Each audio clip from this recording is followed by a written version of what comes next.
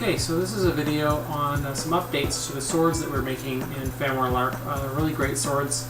They're super light, really fast and safe, and I'm really impressed with them. But there's some updates that are from the old videos that things have changed.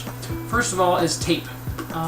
Unfortunately, the Nashua, this old Nashua that I used to love to use all the time, is been discontinued. It's really hard to find this Nashua anymore. Now you find this newer Nashua that's just awful, awful tape. It has little dots all over it. So don't use Nashua anymore unless you can find this very old looking with the black brick only on the top type. It's very hard to find though. What I do use is an IPG, which is pretty good. That's IPG, 3 initials. Also, I use this really cheap national, not Nashua, but national brand. Still put out by Beveling Plastics, the same company. It's really thin and it doesn't seem like it's very good, but for what you use it for, it's actually perfect. It's only like $2.85 a roll at Home Depot, so that's a really good deal for what you're going to use it for. You can also use the U-line tape, which is all right, but I'm not that impressed with it. I like to use the U-line tape for my colored tape. It works really well, and of course the Gorilla tape. You're always going to need your Gorilla tape. So that's just the update on the type of tape to use. I would use the IPG as a default. You can use this National if you're using for certain things, which you'll see here. And then if you can find some old Nashua, it's really great. So one of the first things that's an update is the type of foam we're using. I used to use this Ozark Trail camp mat foam. That's camping mat, like you're sleeping, camping mat foam.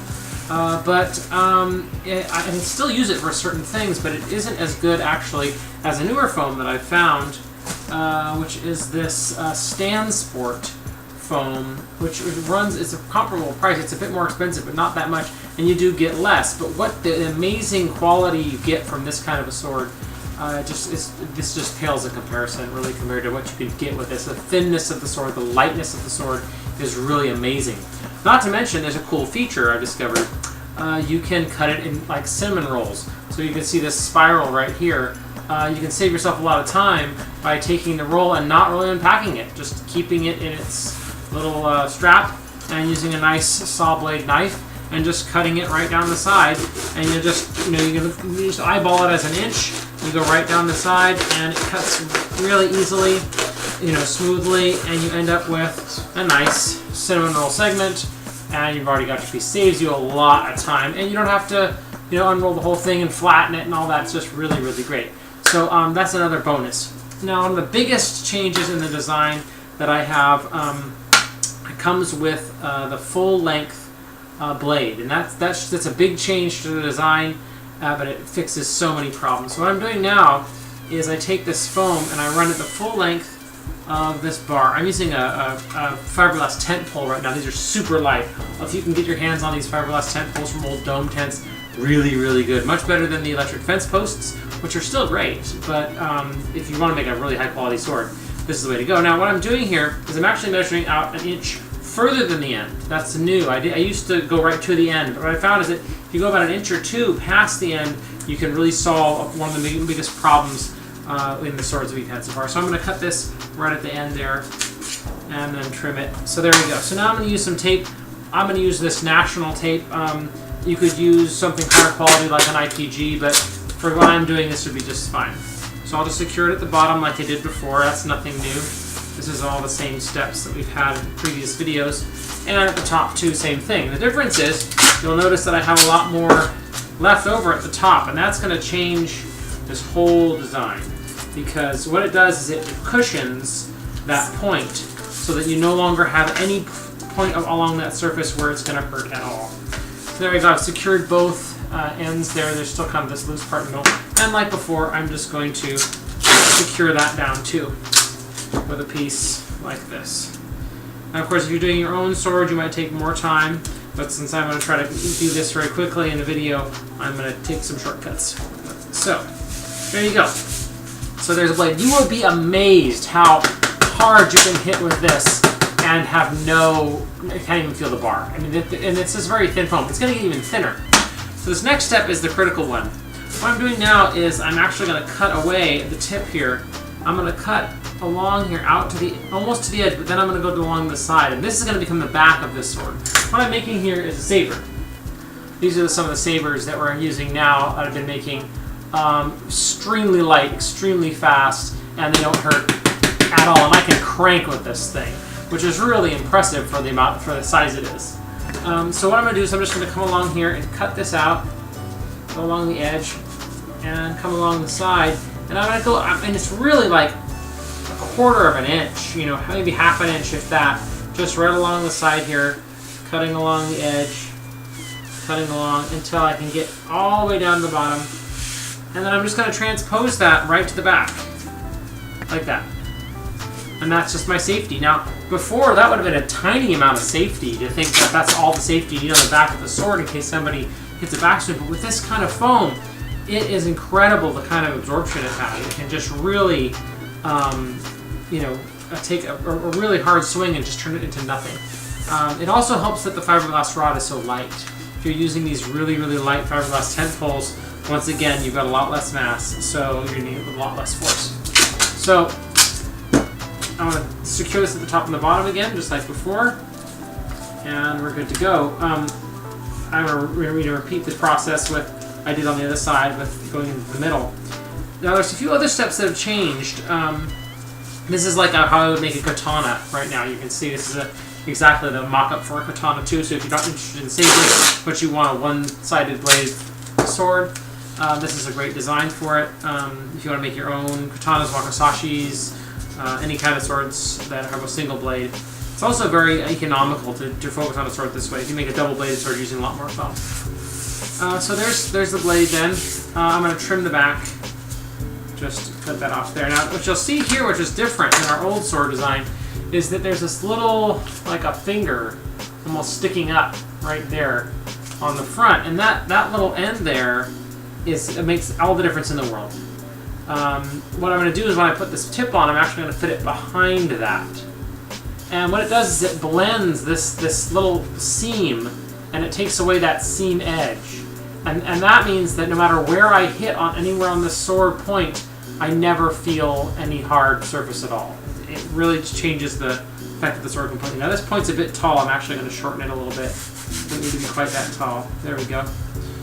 And I'm going to just tape it on there the same way I would before with a quick double turn tape. Now this is something that's new too. This national grade, very low grade tape is actually really good for this kind of stuff where you're doing double folding tape and you're wanting something to fold in on itself because it's so thin and cheap that it doesn't really matter that it's being folded on itself. It doesn't bulk up. So I'm going to secure this point now, again, right here, like that, with a piece on the side. And you can see this blue foam now goes all the way up to the top of the tip, which we didn't used to do them that way. We used to stop at the foam, and now that's just really makes a big difference in the smoothness and how well they work. So I'll secure that on there, both sides now, on the back. So now I've got a fully functional tip right there. Now, the one thing that's harder about this this stand sport foam is that to bevel the edge, to cut off the edge and make it look like a blade, that's harder.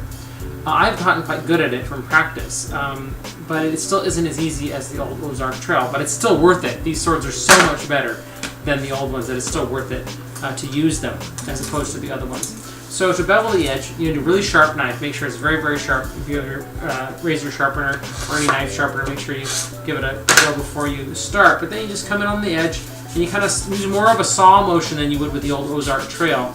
You have to saw a little bit, and you have to pull on this end here so that as you go, it doesn't bulk up. So as you pull it away a little bit, it actually makes it quite easy. So you can see I'm pulling this side up as I go.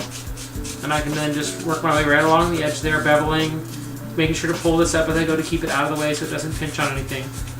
And eventually I'll get down to wherever I want my handle to be. I'll say right about there. So then I'm going to flip it over. Same thing, always moving left to right as I go, pulling it, never going this way. It'll really jam you up. So I'll come right in there, slice in, lift this up, and then again I'm going to come right along and just slice this edge off. If you get a little piece coming off, that's fine. Just cut in again, and then grab it again, and go along. You'll get the feel for it. It'll take you a couple swords before you probably really get it like you want it to, but you have to be willing to risk it. And that's one thing that's so nice about this sword design. It's so cheap. the cost of making these swords is really. The fiberglass rod is probably the only really expensive thing, and even then it's like $1, maybe $2 for the amount you use. And if you can find it at a yard sale, it's free. So really, you can afford to make a lot of these and see it get good at it. Now I'm cranking with this thing. I mean, I'm just really hitting, and I have to really hit hard before I feel anything. And this sword isn't even done yet. So it just gives you a sense of how realistically you can fight with these and still be really safe. So getting into handles, I usually cut into my handle. I usually measure up about 6.5 inches from where the bar ends. So there's about 6.5. So maybe somewhere right around in here is good, but it depends on the sword you're making. You kind of scoop out and then just cut it right along the edge there, and then slope it on back out. I don't really do the knockouts the way I used to with this kind of foam. These foam knockouts are really good. Once you put a little side on, it works out really well. So you don't need to bulk up a whole knockout like we used to do. So there's a nice handle you can see in there now, and you can really see the sword starting to take shape. Now this is another really new step. When I'm covering this rod, you can do it a couple different ways. We've talked about doing it sort of flat, another piece flat on this. To me, it's a huge waste of foam. You can do it, but you're going to do it with a lot heavier sword, and you're using a lot of this blade foam you don't need to.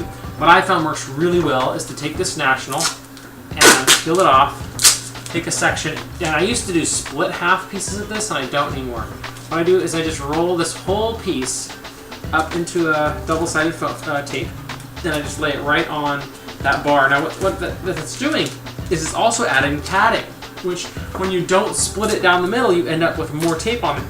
That ends up padding the corners really well. So that's another advantage to this design. So as I roll this up here, I'll put another piece on there, another piece on here, and it's also, this is much faster. I don't have to try to split the tape and cut it and anything. I can just roll it right up, stick it right on, so I'm actually saving a lot in my time on my sword, and that allows me to do times of things I want to spend it on, like detailing it or decorating it, or making more swords, in my case. So I'll put that right on there.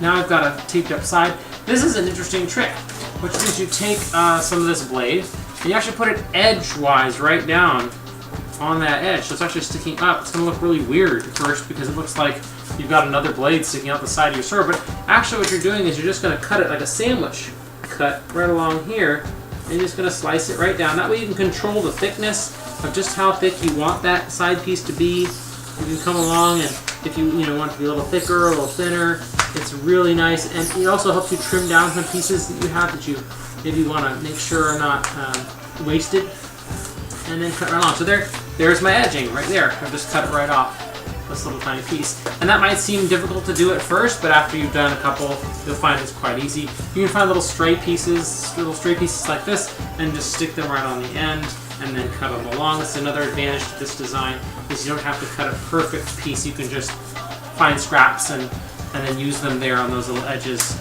and put them on. So that really helps with saving your foam too.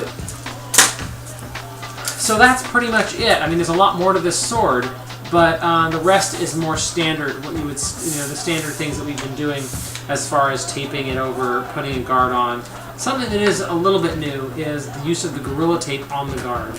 So sometimes if I'm putting a guard on, here's some guards here. If I'm going to secure this guard onto this blade here, once I stick it on there, what I've started to do a lot is to use this Gorilla Tape to really do the securing right at the blade, from the blade to the guard. And I find that's just a huge difference in the durability of the sword. If you use Gorilla Tape, even on the broadswords or the long swords, that guard, if you put some Gorilla Tape on it and just really secure it up to the blade, it will act and feel a lot more like a real guard than if you just put some normal duct tape on and expect it to last. And that's really, I think, the main key piece that finishes the swords. And that's really it. That's our updates. And so just try to implement those. You'll find out you're making a lot better swords, and they're going to last a lot longer and be a lot better for you. Thanks.